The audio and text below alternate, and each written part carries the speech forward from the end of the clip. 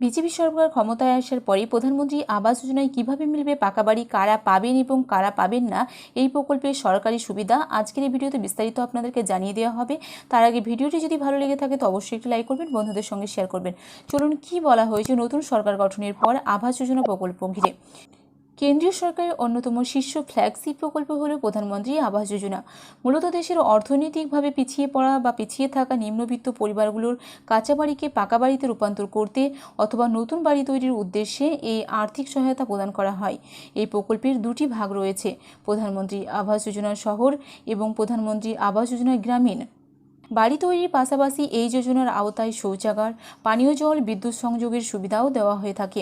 পশ্চিমবঙ্গের রাজনৈতিক প্রেক্ষাপটে পরিবর্তনের পর কেন্দ্রের এই থমকে থাকা জনকল্যাণমুখী প্রকল্পকে পুনরায় গতিশীল করার উদ্যোগ নেওয়া হচ্ছে, যার ফলে সাধারণ মানুষের মধ্যে এই যোজনাকে ঘিরে আগ্রহ নতুন করে বৃদ্ধি পেয়েছে।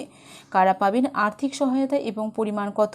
প্রধানমন্ত্রী আবাস যোজনার সুবিধা পেতে হলে আবেদনকারীরা তার পরিবারের কোনো সদস্যের ভারতের কোথাও নিজস্ব পাকা বাড়ি থাকা চলবে না।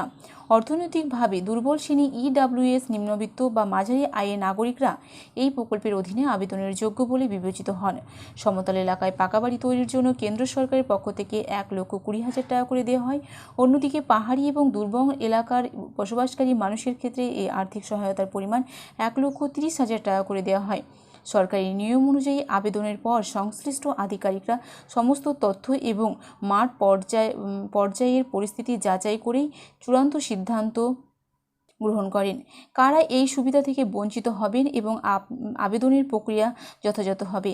এই যোজনার অপব্যবহার রুখতে এবং প্রকৃত অভাবী মানুষের কাছে সুবিধা পৌঁছে দিতে কিছু কঠোর নিয়মাবলী নির্ধারণ করা হয়েছে।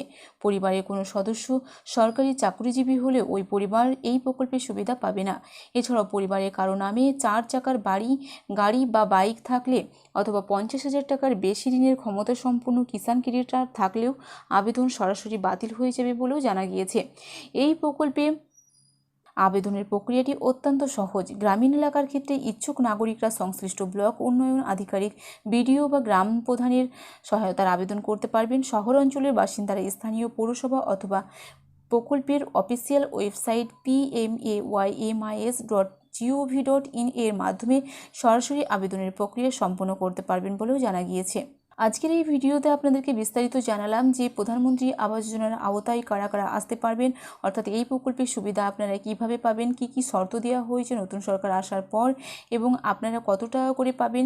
আপনারা যদি প্রধানমন্ত্রী গ্রামীণ আবাস যোজনা হয়ে থাকেন বা শহর এলাকার হয়ে থাকেন তাহলে কি কি সুবিধা দেওয়া হবে, কত টাকা করে দেওয়া হবে।